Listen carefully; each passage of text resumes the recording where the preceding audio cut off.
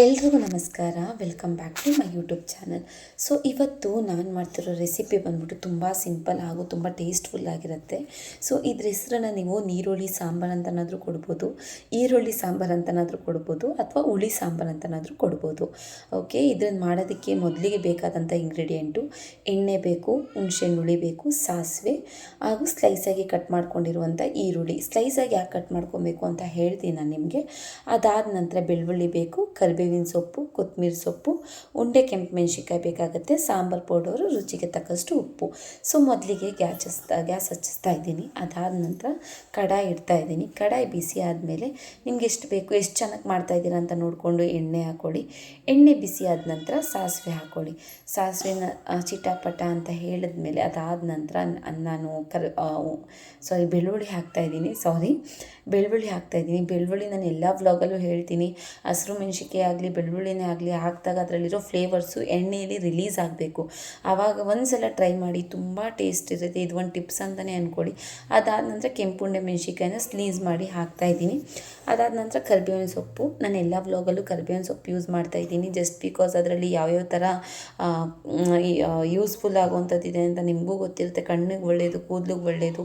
ಮಕ್ಕಳು ತಿನ್ನಲ್ಲ ಅಂತಂದರೆ ಅದನ್ನು ಸಣ್ಣ ಸಣ್ಣದಾಗಿ ಕಟ್ ಮಾಡಿ ಹಾಕಿ. ತುಂಬ ಒಳ್ಳೆಯದು ಆರೋಗ್ಯಕ್ಕೂ, ಹೆಲ್ತಿಗೆ, ಬಾಡಿಗೆ, ಕಣ್ಣಿಗೆ, ಕೂದಲಿಗೆ ತುಂಬ ಒಳ್ಳೆಯದು. ಇವನ್ ಡಯಟ್ ಮಾಡ್ತಾಯಿದ್ದೀರಾ ಅಂತಂದರೆ ಎಂಟಿ ಸ್ಟಮಕಲ್ಲಿ ನೀವು ಕರಿಬೇವಿನ ಸೊಪ್ಪನ್ನ ಯೂಸ್ ಮಾಡ್ಕೊಬೋದು. ಸೊ ಇದಿಷ್ಟು ಒಳ್ಳೆಯದಿದೆ.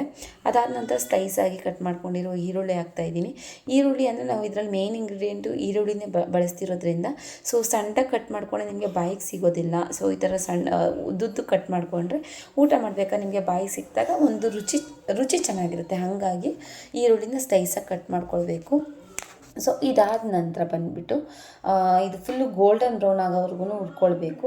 ಸೊ ನಾನು ನಿಮಗೆ ಟಿಪ್ಸ್ ಹೇಳ್ತೀನಿ. ಕರಿಬೇವಿನ ಸೊಪ್ಪು ತುಂಬ ಚೆನ್ನಾಗಿ ಸ್ಮೆಲ್ ಬರಬೇಕು, ತುಂಬ ಚೆನ್ನಾಗಿ ಕರಿಬೇವಿನ ಸೊಪ್ಪು ಇರಬೇಕು ಅಂತಂದರೆ ಮೇನಾಗಿ ಯಾವ ಟಿಪ್ಸು ಅಂತಂದರೆ ಮಜ್ಜಿಗೆ ಇರುತ್ತೆ ಗೊತ್ತಾ. ನೀವೇನು ವೇಸ್ಟ್ ಮಾಡೋಕ್ಕೆ ಹೋಗ್ತಾ ಇರ್ತೀರ, ಮಜ್ಜಿಗೆ ಅಥವಾ ಮೊಸರು ವೇಸ್ಟ್ ಮಾಡೋಕ್ಕೆ ಹೋಗ್ತಾ ಇರ್ತೀರ, ಅದನ್ನು ವೇಸ್ಟ್ ಮಾಡಿಬಿಡಿ. ನೀರು ಮಜ್ಜಿಗೆನ ಮಾಡಿಬಿಟ್ಟು ತೊಗೊಂಡು ಕರಿಬೇವಿನ ಸೊಪ್ಪಿನ ಗಿಡಕ್ಕೆ ಹಾಕಿ. ತುಂಬ ಚೆನ್ನಾಗಿರುತ್ತೆ. ಒಗ್ಗರಣೆ ಹಾಕಿದಾಗ ಕರಿಬೇವಿನ ಸೊಪ್ಪಿನ ಫ್ಲೇವರ್ ಎಷ್ಟು ಚೆನ್ನಾಗಿ ಬರುತ್ತೆ ಗೊತ್ತಾ. ನಮ್ಮ ಮನೇಲಿ ಒಂದ್ಸಲ ಟ್ರೈ ಮಾಡಿ ನೋಡಿ. ಸೊ ಇದಾದ ನಂತರ ಹುಣಸೆಹಣ್ಣು ಹುಳಿ ಹಾಕ್ಕೊಂಡೆ. ನಾನು ಎಲ್ಲ ಗೋಲ್ಡನ್ ಬ್ರೌನ್ ಆಗೋವರೆಗೂ ಹುರ್ಕೊಂಡು ಹುಣಸೆಹಣ್ಣು ಹುಳಿ ಹಾಕ್ಕೊಂಡೆ. ಅದಾದ ನಂತರ ಸಾಂಬಾರು ಪೌಡರ್ ಹಾಕ್ಕೊಂಡು ನಿಮ್ಗೆ ಯಾವ ಥರ ಕನ್ಸಿಸ್ಟೆಂಟಿ ನೋಡಿಕೊಂಡು ನೀರು ಹಾಕ್ಕೊಳ್ಳಿ.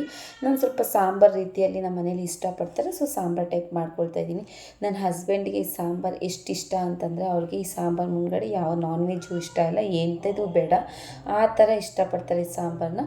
ಸೊ ಅದಾದ ನಂತರ ಇನ್ನೇನು ಫ್ಲೇಮ್ ಆಫ್ ಮಾಡೋ ಟೈಮಲ್ಲಿ ಸ್ವಲ್ಪ ಬೆಲ್ಲ ಹಾಕ್ಕೊಳ್ಳಿ. ಹುಳಿಯಲ್ಲಿರುತ್ತೆ, ಅಲ್ಲಿ ಸ್ವೀಟ್ ಇರಲೇಬೇಕು. ಸೊ ಸ್ವಲ್ಪ ಬೆಲ್ಲ ಹಾಕ್ಕೊಳ್ಳಿ. ಅದಾದ ನಂತರ ಸಣ್ಣದಾಗಿ ಚಾಪ್ ಮಾಡಿ ಇಟ್ಕೊಂಡಿರುವಂಥ ಕೊತ್ತಂಬರಿ ಸೊಪ್ಪು ಹಾಕ್ಕೊಳ್ಳಿ. ಇದಾದ ನಂತರ ಜಸ್ಟ್ ಒಂದು 10 ಸೆಕೆಂಡ್ಸ್ ಬಾಯ್ಲ್ ಮಾಡಿ ಅದಾದ ನಂತರ ಲಿಡ್ ಕ್ಲೋಸ್ ಮಾಡಿ ಎತ್ತಿಡಿ. ತುಂಬ ಟೇಸ್ಟಾಗಿರುತ್ತೆ. ಬಿಸಿ ಬಿಸಿ ಅನ್ನ ಜೊತೆ ತುಪ್ಪ ಹಾಕ್ಕೊಂಡು ನೀವು ತಿನ್ಬೋದು. ಇದನ್ನೇ ನೀವು ಗಟ್ಟಿ ಮಾಡಿಕೊಂಡು ನಿಮಗೆ ಬೇಕಾದ್ರೆ ಎಷ್ಟು 1-2 ತಿಂಗಳು ಕೂಡ ನೀವು ಸ್ಟೋರ್ ಮಾಡಿ ಇಟ್ಕೊಬೋದು. ಓಕೆನಾ. ಸೊ ಅದಾದ ನಂತರ ಮನೆಯಿಂದ ಆಚೆ ಬಂದು ನೋಡಿದ್ರೆ ತುಂಬ ಮಳೆ ಬರ್ತಾಯಿತ್ತು. ನಂಗೆ ಮಳೆ ಬರ್ತಿರೋದೇ ಗೊತ್ತಿಲ್ಲ. ಅಡುಗೆ ಮಾಡ್ತಾಯಿದ್ದೆ, ಅರೌಂಡ್ ಒಂದು 4-4:30 ಆಗಿತ್ತು. ಸೊ ಅಡುಗೆ ಮಾಡ್ತಾಯಿದ್ದೆ, ಬಂದೆ ಆಚೆ, ತುಂಬ ಮಳೆ ಬರ್ತಾಯಿತ್ತು. ಸೊ ಏನೋ ಬಿಸಿ ಬಿಸಿ ಟೀ ಕಾಫಿ ಮಾಡ್ಕೊಂಡು ಬಜ್ಜಿ ಮಾಡೋಣ ಅಂತ ಅಂದ್ಬಿಟ್ಟು ಬಜ್ಜಿಗೆ ರೆಡಿ ಮಾಡ್ಕೊಂಡು ಇಮಿಡಿಯೇಟಾಗಿ ಬಂದು. ಸೊ ನಾನು ಬೇರೆ ಥರ ಬಜ್ಜಿ ಮಾಡೋದು, ಒಂದ್ಸಲ ನೀವು ಟ್ರೈ ಮಾಡಿ ನೋಡಿ, ತುಂಬ ಚೆನ್ನಾಗಿರುತ್ತೆ. ಮಾಮೂಲಿ ಬಜ್ಜಿ ಮಾಡೋದಕ್ಕಿಂತ ಟ್ರೈ ಮಾಡಿ ನೋಡಿ. ಇದಕ್ಕೆ ನಾನು ಸೂಜಿ ರವೆ ಬಳಸ್ತಾ ಇದ್ದೀನಿ. ಸೊ ಉಪ್ಪು, ಕಡಲೆ ಹಿಟ್ಟು, ಎಣ್ಣೆ, ಮಾಮೂಲಿ ಚಿಲ್ಲಿ ಪೌಡರು, ಧನಿಯಾ ಪೌಡರು, ಗರಂ ಮಸಾಲ, ಅರಿಶಿನ ಮತ್ತು ಶುಂಠಿ ಬೆಳ್ಳುಳ್ಳಿ ಪೇಸ್ಟ್ ತೊಗೊಂಡಿದ್ದೀನಿ. ಸಣ್ಣದಾಗಿ ಚಾಪ್ ಮಾಡಿ ಇಟ್ಕೊಂಡಿರೋ ಕೊತ್ತಂಬರಿ ಸೊಪ್ಪು, ಅದಾದ ನಂತರ ಮೆಣಸಿನ್ಕಾಯಿ. ಸೊ ಇದನ್ನು ಮಾಡಲಿಕ್ಕೆ ನಾನು ಕಡಲೆ ಹಿಟ್ಟು ಬಳಸ್ತಾ ಇದ್ದೀನಿ. ಅದಾದ ನಂತರ ಸ್ವಲ್ಪ ಸೂಜಿ ರವೆ, ಇಡ್ಲಿ ರವೆ ಬಳಸ್ತಾ ಇದ್ದೀನಿ. ಅದಿಲ್ಲ ಅಂದರೆ ಚಿರೋಟಿ ರವೆ ಬಳಸ್ಬೋದು. ಅದಾದ ನಂತರ ರುಚಿಗೆ ತಕ್ಕಷ್ಟು ಉಪ್ಪು ಹಾಕ್ಕೊಂಡು, ಕೊತ್ತಂಬರಿ ಸೊಪ್ಪು ಹಾಕ್ಕೊಂಡು, ಏನು ಶುಂಠಿ ಬೆಳ್ಳುಳ್ಳಿ ಪೇಸ್ಟ್ ಇದೆ, ಶುಂಠಿ ಬೆಳ್ಳುಳ್ಳಿ ಪೇಸ್ಟ್ ಹಾಕ್ಕೊಂಡು ಎಲ್ಲ ಥರದಂಥ ಮಸಾಲ ಪೌಡರ್ಸ್ನ ಹಾಕ್ಕೊಳ್ತಾ ಇದ್ದೀನಿ. ಸೊ ಈ ಥರ ಮಾಡ್ಕೊಳ್ಳೋದ್ರಿಂದ ತುಂಬ ಟೇಸ್ಟ್ ಚೆನ್ನಾಗಿರುತ್ತೆ. ಒಂದ್ಸಲ ಟ್ರೈ ಮಾಡಿ ನೋಡಿ, ನೀವೇ ಪದೇ ಪದೇ ಮಾಡ್ಕೊಂಡು ತಿಂತೀರಾ. ಇದನ್ನು ಯಾವ ಥರ ನೀವು ಹಿಟ್ಟನ್ನ ಪ್ರಿಪೇರ್ ಮಾಡ್ಕೋಬೇಕು, ನಾನು ಇದರಲ್ಲಿ ಮಿಷನಿಂದ ನಾನು ಬ್ಯಾಟರ್ ರೆಡಿ ಮಾಡ್ಕೊಳ್ತಾ ಇದ್ದೀನಿ. ತುಂಬ ತಿಕ್ಕಾಗೂ ಬೇಡ, ತುಂಬ ತೆಳುವಾಗೂ ಬೇಡ. ಅದು ಕೋಟಿಂಗ್ಸ್ ಚೆನ್ನಾಗಾಗಲ್ಲ. ತುಂಬ ತಿಕ್ಕಾಗಾದ್ರೂ ಕೋಟಿಂಗ್ ಚೆನ್ನಾಗಾಗಲ್ಲ, ತುಂಬ ತೆಳುವಾದ್ರೂ ಒಂದು ಮೀಡಿಯಮ್ ಕನ್ಸಿಸ್ಟೆನ್ಸಿ ಕನ್ಸಿಸ್ಟೆಂಟಿ ನಾನು ಮಾಡ್ತಾಯಿದ್ದೀನಿ ನೋಡಿ. ಸೊ ಒಂದೇ ಸಲ ನೀರು ಹಾಕ್ಕೊಂಡು ಮಾಡ್ಕೋಬೇಡಿ, ನಿಮ್ಗೆ ಅವಾಗವಾಗ ನೋಡಿಕೊಂಡು ನೀರು ಹಾಕ್ಕೊಂಡು ಒಂದೊಳ್ಳೆ ಕನ್ಸಿಸ್ಟೆಂಟಿಯಾಗಿ ನೀವು ತೊಗೊಂಡು ಬರಬೇಕಾಗತ್ತೆ. ತುಂಬ ಚೆನ್ನಾಗಿರುತ್ತೆ. ಒಂದ್ಸಲ ಟೇಸ್ಟ್ ಮಾಡಿ ನೋಡಿ ಈ ರೆಸಿಪಿನ, ಬಜ್ಜಿ ರೆಸಿಪಿನ. ಇದರಲ್ಲಿ ನೀವು ಬಾಳೆಕಾಯ್ದು ಮಾಡ್ಕೊಬೋದು. ಇದೇ ಏನು ಇವಾಗ ನಾನು ಬ್ಯಾಟರ್ ರೆಡಿ ಮಾಡಿಕೊಡ್ತಾ ಇದ್ದೀನಲ್ವ, ಇದೇ ಬ್ಯಾಟರಲ್ಲಿ ಬಾಳೆಕಾಯಿ, ಕ್ಯಾಪ್ಸಿಕಮ್ಮು, ಆನಿಯನ್ನು, ಹೀರೆಕಾಯಿ ಇದ್ದರೆ ಹೀರೆಕಾಯಿ, ಸೊ ಹಾಗಲಕಾಯ್ದು ನೀವು ಬಜ್ಜಿ ಮಾಡ್ಬೋದು. ಬೇಕಾದ್ರೆ ಇದೆಲ್ಲ ರೆಸಿಪಿ ಮಾಡಿ ತೋರಿಸಿ ಅಂತಂದರೆ ನಾನು ಒಂದ್ಸಲ ಮಾಡಿ ಕೂಡ ತೋರಿಸ್ತೀನಿ. ತುಂಬ ಚೆನ್ನಾಗಿರುತ್ತೆ, ನೀವು ಟ್ರೈ ಮಾಡಬೇಕು. ನೀವು ಏನೇ ಟ್ರೈ ಮಾಡಿದ್ರು ಮೆಜರ್ಮೆಂಟ್ ಚೆನ್ನಾಗಿ ಹಾಕಿ. ಸೊ ಒಂದು ಹೆಚ್ಚು ಕಮ್ಮಿ ಆದ್ರೂ ನಿಮಗೆ ಅಲ್ಲೇ ಹೊರಟೋಗುತ್ತೆ.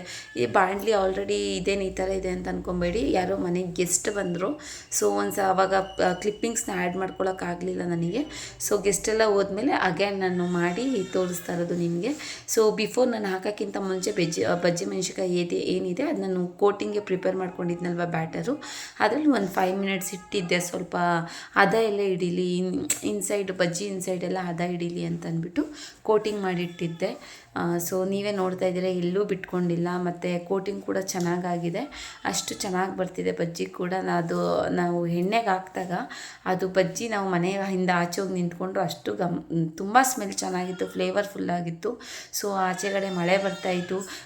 ಅದು ಇನ್ಸ್ಟೆಂಟಾಗಿ ಮಾಡಿದ್ದು, ಮಾಡಬೇಕು ಅಂತ ಮಾಡಿಲ್ಲ ನಾನು. ಮಳೆ ಬರ್ತಾಯಿತ್ತು, ಸರಿ ಹಸ್ಬೆಂಡ್ ಕೂಡ ಮನೇಲೇ ಇದ್ದರು, ಮಾಡೋಣ ಅಂತ ಹೇಳ್ಬಿಟ್ಟು ಮಾಡಿದೆ. ತುಂಬ ಚೆನ್ನಾಗಿತ್ತು. ಒಂದ್ಸಲ ಟ್ರೈ ಮಾಡಿ. ಇನ್ ಕೇಸ್ ನಿಮ್ಮ ಮನೇಲಿ ಎಲ್ರಿಗೂ ಬಜ್ಜಿ ಮೆಣಸಿನ್ಕಾಯಿ ಇಷ್ಟ ಆಯಿತು ಅಂತಂದರೆ ಕಾಮೆಂಟ್ ಸೆಕ್ಷನಲ್ಲಿ ಕಾಮೆಂಟ್ ಮಾಡಿ ಇಷ್ಟ ಆಯಿತು ಅಂತ. ನೆಕ್ಸ್ಟು ಇನ್ಯಾವುದಾದ್ರೂ ರೆಸಿಪಿ ಬೇಕು ಅಂತಂದರೆ ಪ್ಲೀಸ್ ನನ್ನ ಕಾಮೆಂಟ್ ಮುಖಾಂತರ ತಿಳಿಸಿ, ಅಥವಾ ಇನ್ನೇನಾದ್ರು ಟಿಪ್ಸ್ ಬೇಕು ಅಂತಂದರೂ ನನಗೆ ಕಾಮೆಂಟ್ಸ್ ಮುಖಾಂತರ ಕಾಮೆಂಟ್ ಮಾಡಿ. ನಾನು ನಿಮಗೆ ಅದನ್ನು ಆದಷ್ಟು ಬೇಗ ಟಿಪ್ಸ್ ಬಗ್ಗೆ, ಆ ರೆಸಿಪಿ ಬಗ್ಗೆ ನಾನು ನಿಮಗೆ ವ್ಲಾಗ್ ಮಾಡಿ ಹಾಕ್ತೀನಿ. ನೋಡಿ ಎಷ್ಟು ಚೆನ್ನಾಗಿ ಕೋಟಿಂಗ್ ಆಗಿದೆ. ಎಲ್ಲೂ ಕೂಡ ಕೋಟಿಂಗ್ ಬ್ಯಾಟರ್ ಏನಿದೆ ಅದು ರಿಲೀಸ್ ಆಗಿಲ್ಲ, ಎಲ್ಲೂ ಕೂಡ ತುಂಬ ಚೆನ್ನಾಗಿ ಬಂದಿತ್ತು. ರವೆ ಹಾಕೋದ್ರಿಂದ ನಿಮಗೆ ಒಂದ್ಸಲ ಟ್ರೈ ಮಾಡಿ ನೋಡಿ, ರವೆ ಹಾಕಿ ಮಾಡಿ ನೋಡಿ, ಅದು ತುಂಬ ಚೆನ್ನಾಗಿರುತ್ತೆ ಟೇಸ್ಟು. ನಿಮ್ಗೆ ಯಾರ್ಯಾರು ಫ್ರೆಂಡ್ಸು, ರಿಲೇಟಿವ್ಸ್ ಯಾರಿದ್ದಾರೆ ಅವ್ರಿಗೂ ಕೂಡ ಶೇರ್ ಮಾಡಿ. ಸೊ ನಾನು ಟಿಶ್ಯೂ ಪೇಪರ್ ಮೇಲೆ ಹಾಕ್ಕೊಳ್ತಾ ಇದ್ದೀನಿ. ಎಣ್ಣೆಲ್ಲ ನಮ್ಮ ಮನೇಲಿ ಮಕ್ಕಳಿರೋದ್ರಿಂದ ಅವರು ತಿಂತಾರೆ. ಸೊ ಎಣ್ಣೆಲ್ಲ ಸ್ವಲ್ಪ ಇನ್ಸ್ಟೆಂಟಾಗಿ ರಿಲೀಸ್ ಆಗಲಿ ಅಂತ ಅಂದ್ಬಿಟ್ಟು ಟಿಶ್ಯೂ ಪೇಪರ್ ಮೇಲೆ ಹಾಕ್ಕೊಳ್ತಾ ಇದ್ದೀನಿ ನಾನು. ಸೊ ಇದಿಷ್ಟು ರೆಡಿ ಆಯಿತು. ಅದಾದಮೇಲಿಂದ ನಾವು ಟೀ ಮಾಡ್ಕೊಂಡ್ವಿ. ಚಿಕ್ಕಮಂಗ್ಳೂರಿಗೆ ಹೋದಾಗ ನಮ್ಮ ಹಸ್ಬೆಂಡ್ರು ಟೀ ಪೌಡರ್ ತಂದಿದ್ದರು. ಸೊ ಅದು ಯಾವುದೂ ಟ್ರೈ ಮಾಡಿರಲಿಲ್ಲ, ಫಸ್ಟ್ ಟೈಮ್ ಟ್ರೈ ಮಾಡಿದೆ. ಟೀ ಕೂಡ ತುಂಬ ಚೆನ್ನಾಗಾಗಿತ್ತು. ಸೊ ಬಿಸಿಯಾಗಿ ತಿಂದ್ವಿ. Thank you for watching. Thank you so much.